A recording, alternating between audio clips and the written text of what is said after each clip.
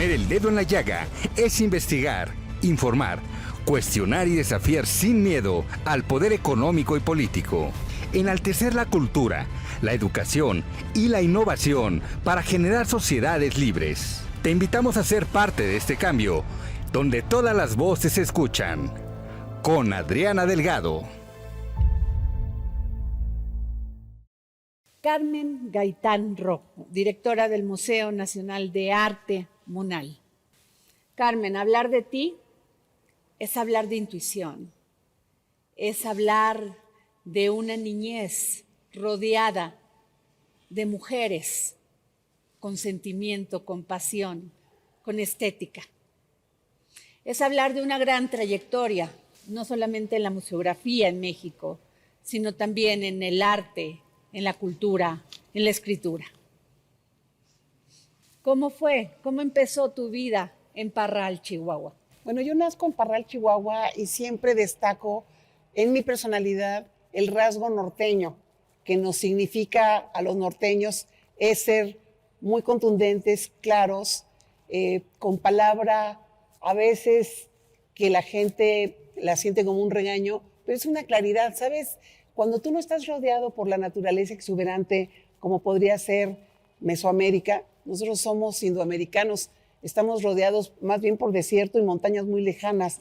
Estamos acostumbrados a hablar con voz fuerte, ser claros, no tenemos miedo de decir las cosas tal cual, porque no hay nada internamente que lleve un doble sentido. Los norteños son eso, no tienen el manejo del doble sentido que se tiene a medida de que tienes un pensamiento muchísimo más elaborado, como es ya la cuestión barroca. Yo nazco en una familia de un padre ferrocarrilero, de una madre que llega muy jovencita de Chihuahua a Torreón, y se conocen a los 21 años, se casan en Torreón, tienen a mis 3 primeros hermanos en la ciudad de Torreón, y después se van a vivir a Parral. Y en Parral yo nazco frente a una mina que se llama La Prieta, y me acuerdo desde muy pequeñita que oía el sonido cuando pita, ¿sabes? El silbato de los mineros, que es como un lamento. Es un lamento que después, muchos años después, yo tuve la oportunidad de vivir en Irán, porque me iba a casar con un iraní, y me acuerdo que cuando oía en los minaretes, en los rezos, estos rezos que también tenían como un sonido, una especie de congoja, de tristeza, me hacía conectarme con la mina de Parral. Y bueno, pues desde niña estuve rodeada por una madre que creó un ambiente familiar con una estética muy particular. En nuestra casa siempre había un orden acompañado por una alegría de que el entorno, la decoración, fuera equilibrada y te hiciera la vida fantástica.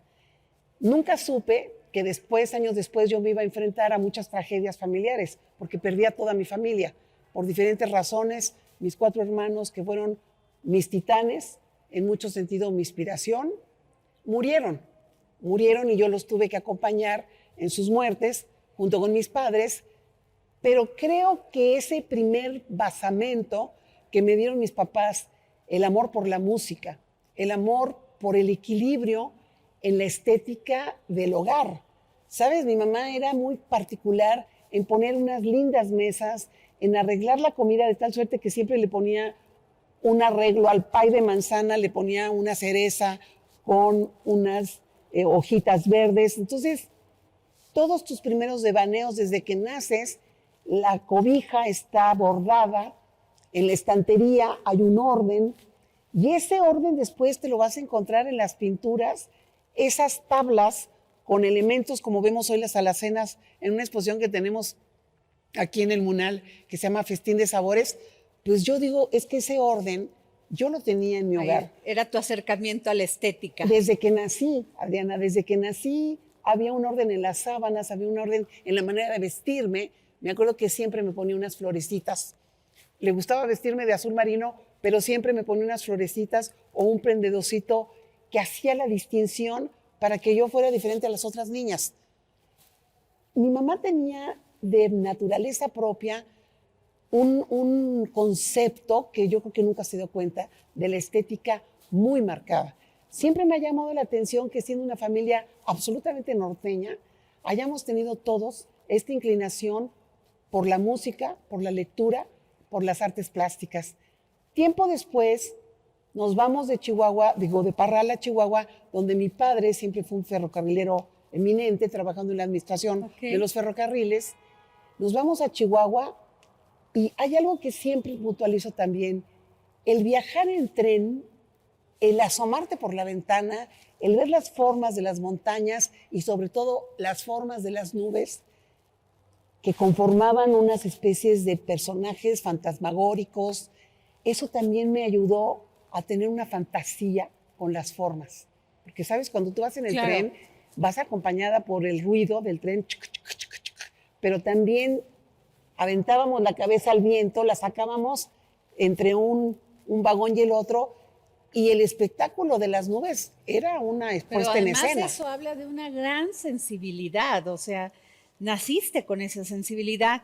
Y ahí te quiero preguntar, ¿qué tanto influyó en ella Carmen Rojo de Elías? Esa fue la tía primordial, era la mayor de las hermanas de mi madre, habían sido 11 hermanos, fue una mujer que de joven fue compositora.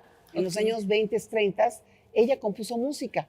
Se quedan huérfanos de padre y madre, deja la música para atender el hogar a los 9 hermanos que estaban abajo de ella y deja, fíjate, de componer. Hace muy poco acabamos de encontrar estas partituras y ya fueron tocadas por una orquesta en San Diego, porque tengo familia allá. Esta tía, después de que deja la composición y que se dedica a atender a sus hermanos, es una gran pianista y entonces se dedica a ser maestra de piano.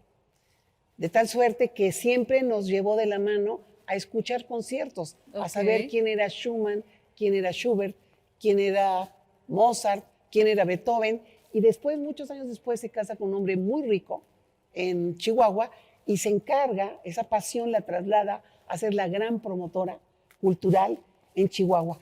Yo hice muchos viajes en ese coche manejado por la tía, muy pequeñita, yo sentada en medio con mi mamá, y deben de haber platicado de los conciertos y de la ópera y de los artistas. Y yo creo que ahí empieza estos puntales, estas dos mujeres deben de haber sido como mis vestales intelectuales en esa pequeñita de 3 años que se estaba formando, porque yo las debo de haber oído hablar con tal pasión por el concierto, por el público, por el teatro, cómo lo iban a hacer para vender los boletos, cómo lo iban a hacer para la promoción, para hacer la asociación de amigos de música en Chihuahua. Esa fue la génesis en mi vida con esta tía y con esta madre de lo que sería mi vida futura, que es y ha sido siempre la pasión por comunicar esa felicidad de la que a mí me hicieron partícipe, poderla transmitir a los demás. Y eso es lo que hace un gestor y un promotor cultural. Ahora, dos mujeres muy adelantadas a su tiempo. En ese momento y en ese tiempo, las mujeres, aunque fueran grandes artistas, se les imposibilitaba participar. Creces y te das cuenta del gran talento de tu tía, del gran talento de tu madre. ¿Qué te dicen las mujeres en el arte? Bueno, también te quiero decir que mi mamá también tocaba el piano de oído. Y esa es una manera de empujarte hacia una inclinación, porque yo vi la sonrisa en ella cuando escuchaba la música. Cuando mis hermanos regresaban de algún viaje, tuve un hermano mayor muy brillante que vivió muchos años en Francia, y ella no entendía el francés, pero oía a Jacques Brel o a Brassens o a Barbara, y sin saber lo que decía, le decía a mi hermano, tócame, ponme, por favor, vuélveme a poner Ne me quitte pas, que era Ne me quitte pas de Jacques Brel, ¿no? Entonces, esa fascinación que ella tenía por la música, y además toda la vida tuvieron también el cuidado de llevarnos al cine, muchísimo al teatro, siempre los vi leyendo periódicos, desde muy niña. Va gestándose en ti una personalidad porque tú también quieres de alguna manera imitar lo que hacen los mayores. Entonces, si yo los hubiera visto tal vez viendo partidos de fútbol o en el box o haciendo juegos de mesa, tal vez eso me hubiera influido. Pero en mi casa había una inclinación muy acentuada por lo visual y por la música. Y cuando yo empiezo ya a entender que quiero estudiar, pues mis primeros pininos fueron en estudios latinoamericanos y en historia. No alcanzaba todavía a descifrar que mi pasión sería o la literatura o las artes plásticas. Fue hasta más tarde, me mandan después a vivir a París 4 años, voy muy jovencita, de los 19 a los 23, y ahí es donde se me descubre y se me descorre la cortina de la estética en todos los sentidos, en la vestimenta, en los físicos de las personas, en la manera de vestir, en la cantidad de catedrales, museos, arte gótico, escultura. También pues el tema de pasearte por la ciudad y descubrir un callejón con un remate y una iglesia con una cúpula imposible y un artista como Rodin. Cuando tú te estás formando a los 19 años todavía, pues, y empiezas a brevar todo eso, te das cuenta, en mi caso, de que nunca más iba a poder vivir si no estaba al lado de esas manifestaciones, porque de veras yo entraba y me quitaba el aire. Y me daba cuenta que podían pasar horas enteras y ni siquiera me daba cuenta de que había estado fascinada viendo frescos o recorriendo las catedrales por Francia y tomando el tren para bajarme y ver la cúpula más alta y ir a los viajes, pues. Entonces, de alguna manera, ese arte que se gestó de niña, esa puesta en valor de mis padres de haber hecho que la estética familiar y hogareña fuera el primer paso para después haberme dado la gran oportunidad de vivir en Europa, pues fue el caldo de cultivo para llegar a ser quien soy hoy. Carmen, tienes 18 años. Tuviste la oportunidad de estar en París, de vivir el arte de México. También viviste en ese momento muchos movimientos culturales, muchos movimientos sociales. Estaban despertando los jóvenes, estaban despertando las mujeres a tener un espacio en la cultura. ¿Qué fue para ti estos movimientos? Fíjate, esa pregunta es muy formativa, porque es el despertar, por ejemplo, de las mujeres a la apropiación de su cuerpo, a tener la posibilidad por primera vez de decidir, porque ya existía la pastilla anticonceptiva. Exacto.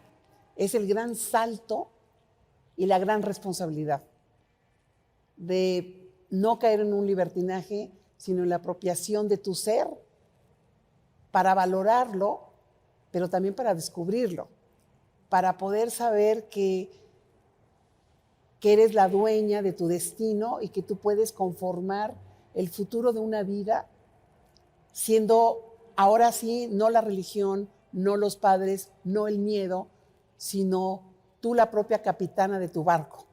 Claro. Y para mí ese descubrimiento en París fue fundamental y me dio un gran arraigo en mí misma y una gran sensación de que éramos muy poderosas las mujeres y de que teníamos un estandarte que portar, porque ya no íbamos a estar sujetas al miedo y a la condena. El no sentirme condenada por una religión o por el qué dirán o por la moral, a mí me dio una enorme libertad interna para escoger lecturas, para escoger películas, para también saber el bien y el mal, porque es muy fácil en esa edad, con tanta libertad, también irte por el camino fácil, haber caído en drogas, haber caído en alcohol o haber caído en la promiscuidad. Había también un arraigo fundamental, un basamento interno bien heredado de mis padres, un ejemplo también de moral. ¿Sabes? Esta rectitud de jamás tomar nada que no es tuyo, de hacer el deber cumplido, de no faltar al respeto, de tener palabra, de no decir mentiras. Todo eso yo creo que me lo apliqué a mí misma con cierto rigor. Entonces no caí, por fortuna, en ningún exceso que pudiera haberme lastimado posteriormente. Sin embargo, ese rumbo de poder transitar libremente hasta muy noche, de salir con amigos sin que sucediera absolutamente nada, de poderme pasear a las 12 de la noche por las calles de París sin sentirme ni violentada, ni perseguida, o tomar el metro a las 11:30 porque a las 12 cerraba, pero sentirme segura, me dio una especie de valentía para sentirme como un poco invulnerable, ¿eh? Sentía que que tenía el mundo en mis manos y que yo podía hacer lo que yo quisiera. Creo que también soy una mujer muy fuerte. Creo que heredé una fortaleza que así me provió quien nos haya creado, me provió de una naturaleza bastante sólida para poder recibir embates de la vida, como fueron después las muertes de mis familiares más queridos. Pero sí te puedo decir que esa incursión en un feminismo antes de saberlo, en esa apropiación de mi ser y en esa especie de orgullo de saber que con mi propio ejemplo hacia mí misma, yo podía sentirme feliz y tranquila, de saberme yo misma de mí misma, mi propia dueña, que nunca nadie me iba a decir qué hacer, sino yo misma. Ese fue como mi primera incursión en el feminismo sin saber que ya estaba yo teniendo una actuación y un pararme en el mundo de manera feminista. Es el derecho a decidir a tu cuerpo, a quién sí, a quién no y por qué. Ahora, en ese momento descubres a las mujeres que siempre habían participado en la cultura, en el arte, pero en ese momento era como el paso de decir nos dieron permiso. A veces con un grito de terror, de miedo. Leonora Carrington, Remedios Varo, descubres también las pinturas a todos aquellos hombres apoyando este movimiento. Claro, pero además date cuenta que también a mí me toca Simone de Beauvoir, con El segundo sexo, me toca Juliette Gréco, me toca, ya no me toca Edith Piaf porque es muchísimo antes, pero muchas de las mujeres con las que te empiezas a topar en Europa, Agnès Varda, que hacía cine, las películas de Fellini, Rocco y sus hermanos con Annie Girardot, eran mujeres que ya tenían un ser propio, una voz propia, que se manifestaban, y tú llegas a México y te das cuenta de que aquí hay mujeres, no nada más como Leonora y como Remedios, que son mujeres vanguardistas europeas.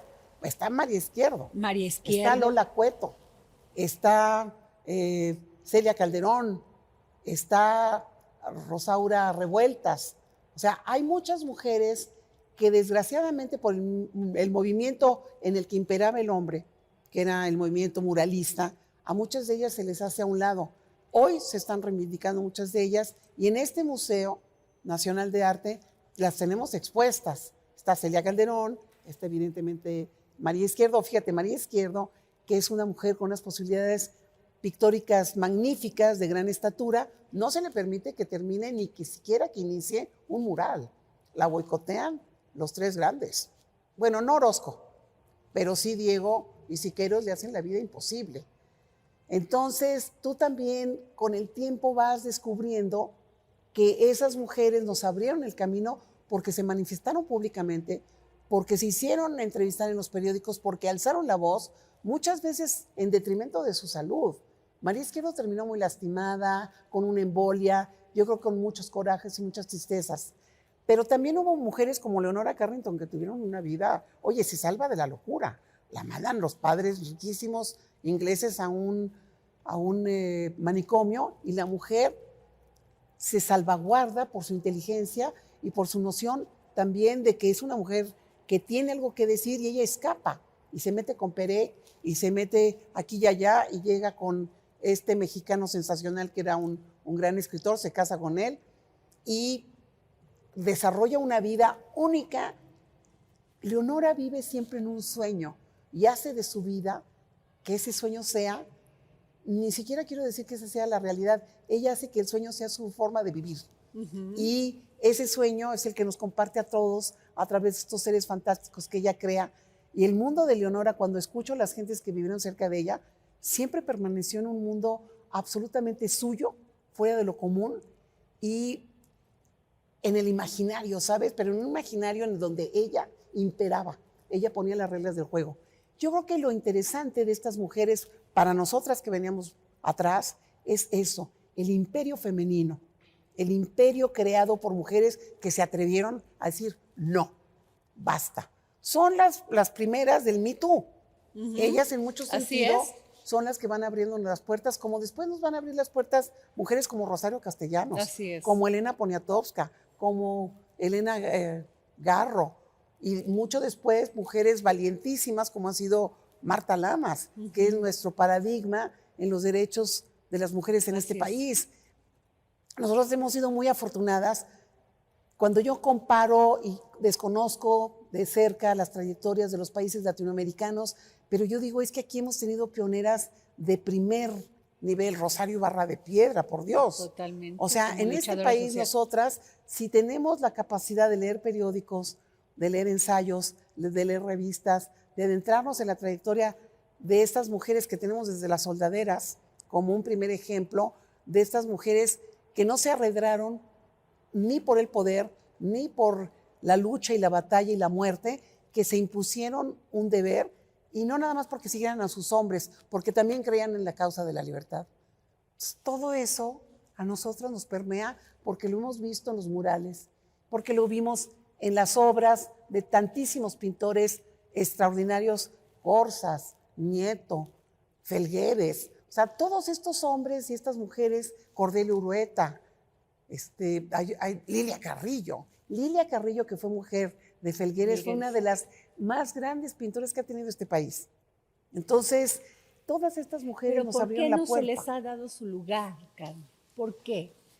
Por ejemplo, Lilia Carrillo. O sea, es impresionante. Sí, yo creo que todavía teníamos ese mandato de falocrático, de que el hombre es el que debe de dar las pautas de qué es la belleza, de quiénes son los valores, quién debe de tener fama, quién debe de exponer y quién no. Interesante lo que dices. Ellos definían qué era la belleza, qué era la estética. Sí. Y aquí te pregunto a ti, Carmen, tú has luchado mucho por abrirle espacio a las mujeres durante toda tu trayectoria, no solamente en el arte y la cultura en México. Has venido desde abajo, has ocupado posiciones con un gran aprendizaje de lo que somos los mexicanos, lo que es el arte en México. Eres directora del Museo Nacional de Arte, el MUNAL. Has sido directora de otros museos. ¿Cómo ubicas ahora, en este momento de Carmen, la estética, el arte en México? ¿Qué cambiarías? Hay una gran pujanza. Y sí quisiera acotar que en el mundo de la cultura habemos muchas mujeres. Hubo varias directoras del INBA que son mujeres, del INA. Teresa Franco fue directora del INA, también del INBA. Hoy Lucina Jiménez, la doctora Lucina Jiménez, es la directora del Instituto Nacional de Bellas Artes y Literatura. Tenemos también una secretaria de Cultura, mujer, Alejandra Frausto, así como tuvimos hombres que estuvieron dentro del mundo del arte y que dictaban la ley, como fue Fernando Gamboa en los años 40, 50, 60, 70, 80 y casi 90. También ha habido mujeres prominentes que han abierto camino y que se han impuesto como directoras de museos, como directoras de cultura también en los estados. Son mujeres que también han sido parteaguas. Y hoy las mujeres sí tenemos un papel, porque tenemos ya una voz, porque tenemos educación, porque hay que investigar, hay que leer muchísimo, hay que adiestrarnos todo el tiempo, tenemos que estar en las vanguardias, tenemos que visitar lugares, pero sobre todo tenemos que cultivarnos, tenemos que educarnos, tenemos que tener un discurso que convenza al otro, no nada más de nuestra inteligencia, sino de una verdad que podemos imponer porque tiene sustento, que no seamos embusteras ni que nos vayamos con las olas de la moda, ni del mainstream, ni de lo que debe de ser. Cuando uno es recto cuando una es recta y tiene una voz propia y la habla con verdad, la verdad se impone. Entonces, todas las mujeres como Graciela de la Torre, que estuvo muchos años frente al MUAC, como hoy las directoras de los diferentes 18 museos que forman parte de la red de museos del INVAL, la mayor parte de ellas son mujeres.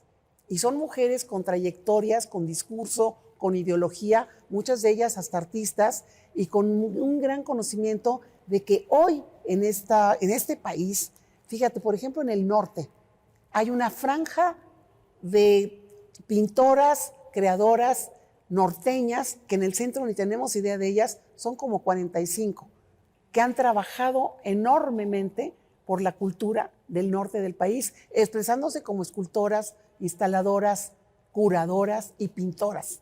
Bueno, esos movimientos están vivos y cuando uno sale del centro y va a los diferentes estados, te das cuenta de que las mujeres todas tienen una voz, Okay. Están haciendo un trabajo de curaduría, son investigadoras, bueno, estéticas de la UNAM, tiene unos personajes como Clara Bargellini, que son excelentes en su tema, ya sea el barroco, las vanguardias del arte moderno, Rita Eder, la misma Tere del Conde, Raquel Tibol, todas esas mujeres, Adriana, nos abrieron, a mí me abrieron un espacio cuando yo era jovencita y trabajaba con Fernando Gamboa en el Museo de Arte Moderno, pues yo vi mil de veces esos debates tan contundentes de esta mujer Raquel Tibol que hasta te asustaba. Era una voz que se imponía como la de cualquier varón. Esas mujeres nos abrieron paso para que hoy nosotros podamos tener voz propia y expresar quiénes somos y qué queremos hacer. El programa de trabajo que hacemos en este museo es un programa de trabajo que tiene muchísima connotación femenina, porque nuestros archivos, y que tenemos unos archivos espléndidos aquí en el MUNAL, tenemos muchísima producción de mujeres pictórica. Okay. Tenemos obras extraordinarias de mujeres como Lola Cueto, como María Izquierdo, está es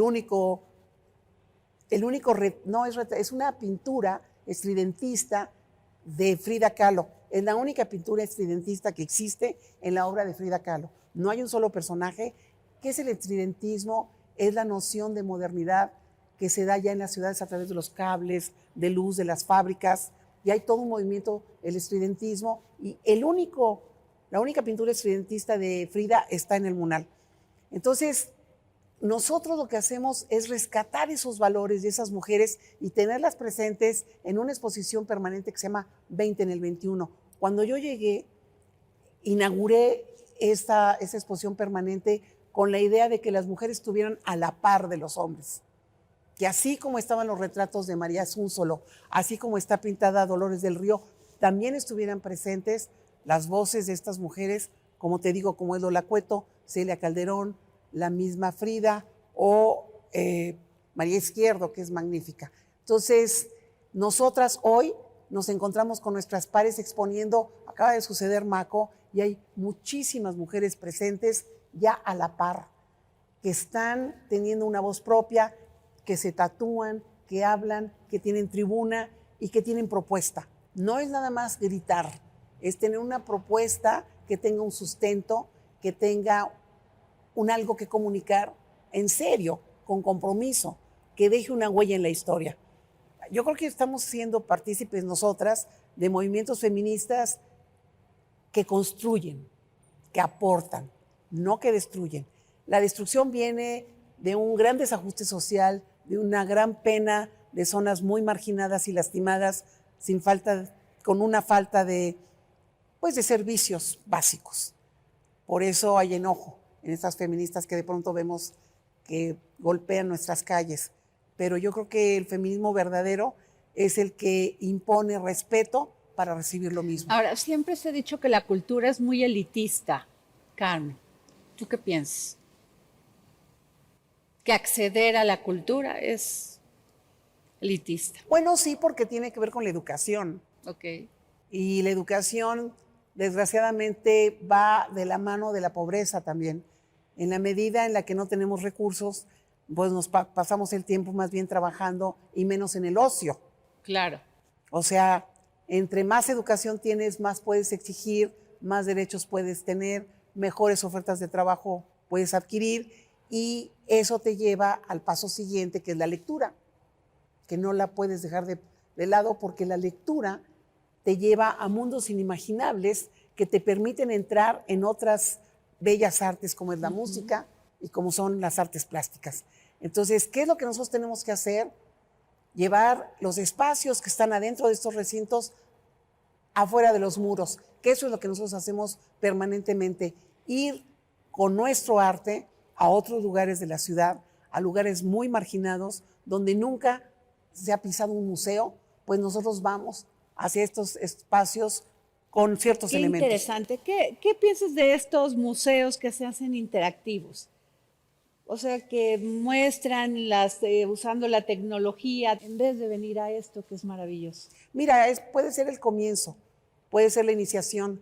Cuando tú te deslumbras con una forma, con una composición, cuando el ser humano se embeleza con una un atardecer con un buen trabajo, con una buena concepción de un artista, no puedes no ceder a este asombro. Pero va la tecnología Yo creo que es válido que la tecnología te induzca en un primer encuentro, porque entonces te puede sembrar la semilla de la curiosidad. Y si tú ves un Monet, o si tú ves un Degas, o si tú ves un Modigliani en estos lugares expansivos, tal vez te lleve de la mano para que descubras un museo con una exposición interna como son estas. Yo creo que este país es un país muy rico porque tiene también las zonas arqueológicas. Tenemos un pasado prehispánico. Yo fui 9 años directora de comunicación en el INAH y lo que este país tiene como oferta cultural es inigualable. Ningún país tiene esta entreveración entre lo prehispánico, lo barroco, lo moderno y las vanguardias. Digo, es de una riqueza que tú estés conviviendo aquí en el centro, con el Templo Mayor, con la catedral, con los murales, y que luego entres a un museo y te encuentres a lo mejor con una exposición de Modigliani. Hombre, es premio mayor. Hablaste de educación, de una situación económica pues difícil, complicada, compleja, como sucede mucho en este país, pero cuando los artistas plásticos empiezan su carrera, generalmente la empiezan con una gran pasión, emoción y se ve en sus obras. Ya cuando logran un renombre, tiene otra concepción su obra, incluso se van más al coleccionismo. ¿Qué piensas? Bueno, sí, porque sus obras entran en el mainstream, entran en la competencia de las cifras. Exacto. Y el dinero deslumbra a cualquiera. ¿Y qué piensas de eso? Bueno, pues es que es tan humano como humano es el artista. Todos los que producen para ser vistos, producen para ser conocidos, para que su manifestación interna misteriosa, una vez que se plasma en ese soporte, ya sea la escritura, la música o la pintura, el deseo mayor es que sea entregado para que los otros lo descubran, lo disfruten, lo critiquen, lo observen, lo absorban o no. Entonces es evidente, cuando tienes un Carlos Prieto director, pues quiere estar en las grandes orquestas del mundo. Cuando tienes a este bailarín excelso que tenemos, Hernández, pues también quiere estar. Bueno, ¿qué me dices del tenor Camarena? Claro. Digo, es un chico que viene de Veracruz, que jamás en su vida se imaginó que iba a tener de pie un encore de no sé cuántos minutos porque rabiaba la gente con su canto, ¿no? Entonces, yo sí creo que el ser humano necesita ser reconocido. Todos venimos a este mundo para que nos quieran. Exacto. Todos queremos que nos quieran. Haces la mejor plana cuando eres niña para que la maestra te ponga una estrellita y te diga que lo hiciste bien. Cuando tienes un enamorado, pues das lo mejor para que te acepte y te quiere y te revalore y te diga que sí eres tú la elegida. Entonces, imagínate cuando eres artista, todo aquel cúmulo, toda aquella pasión, toda aquella energía, todo aquel misterio que se convierte en una forma, pues quieres compartirla con los otros. Entonces, claro que de repente caes en el mainstream y puedes caer en el extremo. Y el ego. Si no sabes manejar bien el ego, te puedes creer en la cúspide de la cima y quedarte ahí parado, cuando la vida se va así, en un segundo. Entonces, hay que estar con los pies en la tierra y tratar de eso que tú tienes, prodigarlo. ¿Sabes quién es un paradigma en ese sentido? Toledo. Toledo fue el gran filántropo de este país, el hombre que entendió que su arte tenía que bajar a todos. Toledo, ojalá que hubiera 1000 Toledos, ¿no? Porque Toledo sí entendió que el arte era para todos. Y él lo ejerció, lo entendió, lo provocó y lo hizo. Ve nada más lo que hizo en Oaxaca, ¿no? Así es, y provocó que todos los que quisieran ser artistas plásticos tuvieran el mismo éxito que él. Absolutamente, ¿no? Y hay algunos maestros muy generosos que comparten su fama, como ha sido Plácido Domingo, como muchos que comparten su fama para que otros también ingresen en las filas del arte o de la promoción o de la cultura o de la creación. A veces no son los más, ¿no? Te encierras en tu propio mundo, en tu propio castillo, produces, el dinero también es una tentación fuerte que te puede alejar muchas veces de la realidad. A mí lo que me gusta es que yo nunca me he despegado del país en el que vivo. Entonces siempre trato de que lo que hacemos en los museos que he dirigido, el Mural, San Carlos, ahora el Munal, salgamos a la calle, vayamos a zonas marginales donde llevemos nuestro producto a través de técnicas didácticas, como son las maletas Munal, donde vas y enseñas a los niños en plazas públicas el arte. Puede ser un instante, pero ese momento de entregar un producto que abra una compuerta interna, a lo mejor ahí tenemos un futuro músico, un futuro pintor, un futuro escritor. Tú cuando lees las historias de Juan Rulfo, de Borges, de García Márquez, no venían de hogares con gran de alcurnia, digo, son raros los que vienen de una posición que les permite, ¿no?, llegar a tener un lugar en el mundo de ya del reconocimiento universal. Entonces, ¿por qué no pensar que esa simiente que uno puede hacer desde un puesto como es de ser directora del Munal, con los programas que tenemos didácticos, podamos abrirle la compuerta a alguien? El 23 de julio de 1982 es el 40 aniversario del Munal. Tú tuviste una serie de actividades que todavía las sigues llevando. ¿Nos puedes platicar de esto? Sí, cómo no, pues es un decreto presidencial del presidente López Portillo que decide que así como existe el Museo de Antropología, donde se resguardan las grandes colecciones de todas estas expresiones prehispánicas, de esta civilización magnífica que tanto nos enaltece, decide que que es el Palacio de Comunicaciones y Obra Pública, un edificio mandado a hacer por Porfirio Díaz para albergar lo que él llamaba paz y modernidad, que era un pensamiento de darle al mundo la idea de que esta potencia podía concursar con las grandes naciones del mundo. Deciden que entonces este palacio deje de ser las oficinas de comunicaciones y transporte y se convierta en el gran reservorio de las colecciones de arte de este país. Aquí se guardan 450 años de historia, desde las piezas barrocas de los grandes maestros hasta las vanguardias del siglo XX. A nosotros nos toca celebrar estos 40 años y pues lo que hicimos fue celebrarlo con exposiciones que dieran cuenta, conferencias, seminarios, lecturas, que dieran cuenta de este esfuerzo del Estado mexicano por mostrarle a todo el país y a los extranjeros también que nos visitan que las colecciones que tiene este museo están a la par de muchas colecciones en Latinoamérica o en el mundo. De hecho, algunas personas le llaman el pequeño del Prado latinoamericano o el pequeño Metropolitan latinoamericano, porque aquí se resguardan 9,000 piezas de arte, entre escultura, grabado, evidentemente óleo, todos los soportes están presentes en la colección del Munal. Y lo que nosotros hicimos en las redes sociales, que son muy importantes hoy, en todo el mundo virtual, como fueron todas las conferencias y todos los seminarios, se promovió mucho el reconocimiento a cada uno de los directores, desde los primeros, desde Manrique, desde Miriam Kaiser, aquellos primeros que con las manos erigieron el discurso museográfico, museológico, para decirle al pueblo de México que esta era la gran casa del arte y que aquí se resguardan las colecciones que son de todos los mexicanos, que nosotros lo único que hacemos, que es no tarea fácil, no es lo único, es el gran privilegio de conservar, de divulgar y de preservar estas obras para el deleite de todos los mexicanos. Lo hacemos a través de exposiciones, lo hacemos a través de recorridos virtuales, lo hacemos a través de una página web. Somos muy afortunados porque tenemos muy buenas conexiones y páginas y redes sociales donde el público nos muestra su aceptación, porque también hay que estar en las vanguardias. Hoy sabemos que ese es el lenguaje que les llega a los jóvenes. Entonces los traemos.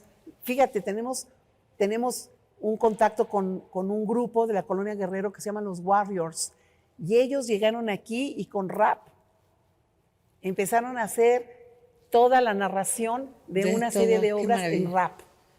Entonces, ¿Y eso lo puede ver uno en la página? claro, Ok. y podemos ver los antecedentes y quiénes fueron todos los directores que pasaron por este museo: Agustín Arteaga y Miguel Fernández Félix y Graciela de la Torre y Rosana Velázquez, hasta llegar a Carmen Gaitán, ¿Cómo decides una colección?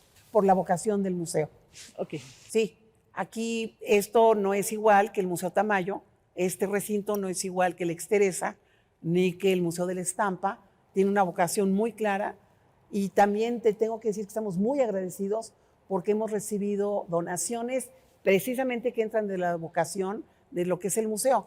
Recibimos la gran colección de arte del poeta Carlos Pellicer, que a través de su sobrino, Carlos Pellicer López, nos entregó casi 2,000 piezas de arte. Wow. Ahí venía Angelina Beloff, Orozco, José María Velasco, Rivera, Nahuiolín, pero así como tuvo él este gesto que fue para gran beneplácito de los mexicanos, de pronto espontáneamente tenemos familias que dicen: mi familia quiere donar esta pieza del siglo XIX al museo. Ahorita tenemos una legación de la esposa de don Ramón Chirau, el gran filósofo, que nos está donando un retrato de Diego Rivera y unas piezas muy hermosas del siglo XIX. El Instituto Nacional de Bellas Artes cuenta con un comité de adquisiciones y un comité de adquisiciones, y se celebran cada año estos comités, que están compuestos por autoridades. Evidentemente, en la cúpula está nuestra directora general, la doctora Lucina Jiménez, y uno presenta ante el comité las ofertas de donación que se está haciendo uno acreedor, y ese comité, de acuerdo a la vocación del museo, al faltante, porque muchas veces tú dices: en el siglo XIX tal vez me falta Fuster, o tal vez no tengo suficientes Gedovius, o ya tengo José María Velasco, pero no tengo suficiente Cleofas Almanza, o me encantaría poder recibir una obra más de Diego Rivera. Tuvimos una donación espectacular de una norteamericana que fue pintada por Diego Rivera en el último periodo de su vida, en Acapulco, en 1956, y esta mujer lo iba a vender, y gracias a unos mexicanos muy loables lograron convencerla de que no la vendiera en 8, 9, 10 millones de dólares, que la donara al MUNAL. Entonces, esa gran pieza, que ahorita está expuesta en la exposición de Emma Hurtado en el Museo de Arte Moderno, es el retrato de Julene Compton, y por supuesto las autoridades del instituto se sintieron muy agradecidas, encantadas, fascinadas de que ese gran retrato, que es de una gran factura, a pesar de que Diego muere 7 meses después, es una obra viva, dinámica, hermosa, es un gran retrato, y lo recibimos en donación. Entonces, hay muchos mexicanos que piensan que sus colecciones deben ser vistas por todos los mexicanos, y entonces las donan a los museos. Y te vuelvo a repetir, somos 18 recintos que conformamos la red de museos del INVAL, así que en esta gama amplia pues caben todos los momentos, todos los estilos y todas las épocas. Carmen, pero además tú fuiste directora del Patrimonio Artístico de la Secretaría de Relaciones Exteriores. Sí. Eres una gran promotora, o sea, eres una gran promotora de arte. Pues es mi pasión. Se te reconoce como una mujer que da la oportunidad, que encuentra ese camino para todos aquellos que quieren seguir la carrera de artes plásticas. ¿Sabes qué? Es un ánimo y una alegría y una pasión por compartir lo que yo tengo en ese momento en las manos con los demás. Por eso tratamos con todo el equipo que conforma y que ha conformado a lo largo de los años, que me han acompañado en las gestiones frente a los museos, es presentar propuestas sólidas, propuestas innovadoras, propuestas serias, que si hay la posibilidad de dejar un catálogo, qué mejor, pero que hagan un alto en el camino y que aporten realmente a través de una investigación seria, que aporten una semilla más dentro del gran semillero que es el arte de este país. A mí me importa muchísimo, a través de las experiencias didácticas que tenemos en este museo para los niños. Este es uno de los museos con mejor equipo de servicios educativos que hay en el país. Y me importa muchísimo que los espacios lúdicos atrapen esas criaturas, que vengan, que se fascinen, que descubran, y que este sea como el oasis en el que se sientan resguardados, pero también atendidos, y que salgan en la maleta del corazón y del recuerdo con un algo que no se les olvide nunca. Yo creo que es un gran deber regresarle al país lo que el país me ha dado. A mí las universidades, estuve poco tiempo en la UNAM, pero la UNAM, la Casa LAM, donde hice mis estudios para ser licenciada en Historia del Arte, yo debo de regresar a todos ese gran privilegio que yo tuve de haber sido educada para estar cerca de las artes plásticas. Ahora, un deseo que todavía no se te ha cumplido en el arte, en el MUNAL, traer alguna colección que todavía dices, este es mi sueño. ¿Cuál sería? Bueno, uno siempre tiene sueños. Balthus, me encantaría que Balthus llegara en algún momento dado. Siempre hay una exposición internacional que uno tiene en mente, siempre hay que buscar recursos. Debo dar las gracias también al patronato del museo, porque es un patronato que también apoya a todos los patrocinadores, porque yo he tenido muchos patrocinios. Estamos por abrir ahora unos nuevos sanitarios, porque tuvimos un patrocinador que los pagó.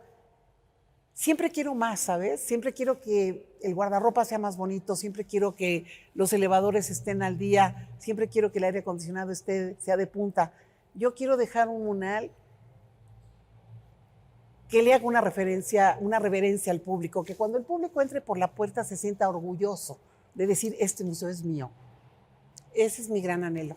Muy presente, Josefina, en ti. Muy presente, Josefina, Luis y todos los 4 hermanos. Luis Humberto, Rodolfo, Eduardo, Héctor y Federico Campbell, que fue mi compañero de vida. ¿Tu libro favorito? Ese libro que siempre lo tienes. Las memorias de Adriano, de Margarita de Yourcenar. Y, por supuesto, Pedro Páramo. Siempre, siempre regreso a Pedro Páramo. ¿La primera obra que te marcó? Yo creo que la primera obra fue Ghirlandaio. Eran estas vírgenes que las mamás siempre tenían en las casas.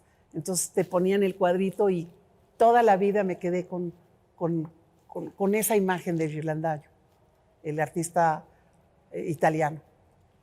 Muchas gracias, Carmen Gaitán Rojo, directora del Museo Nacional de Arte MUNAL. A ustedes muchas gracias, Adriana. Por esta entrevista. Un placer haber conversado contigo. Gracias. El próximo jueves, en El Dedo en la Llaga. Pues es qué ciudad queremos para el futuro. Es fundamental, es un tema fundamental. ¿Qué ciudad y quiere también, Bernardo Gómez Pimienta? pues una ciudad que tengas esta parte de barrio, ¿no? Donde no requieras el coche, donde puedas vivir, trabajar, que más ahora con la tecnología es muchísimo más sencillo, porque además ahora la ciudad no es de que coloreemos esta parte roja de vivienda y esta amarilla de oficinas. Pueden ser en diferentes horarios. Entonces estás viviendo en esta casa, pero ahora con tu teléfono o una computadora puedes estar trabajando y es muchísimo más eficiente. Entonces tendríamos ciudades que pues, en las diferentes horas van cambiando y mucho más fácil que antes. ¿Y se pueden recuperar? Tener Perdón. escuelas, tener sí, el café, el restaurante, que todo esté junto y vivienda de diferente nivel para que todo mundo pueda vivir ahí.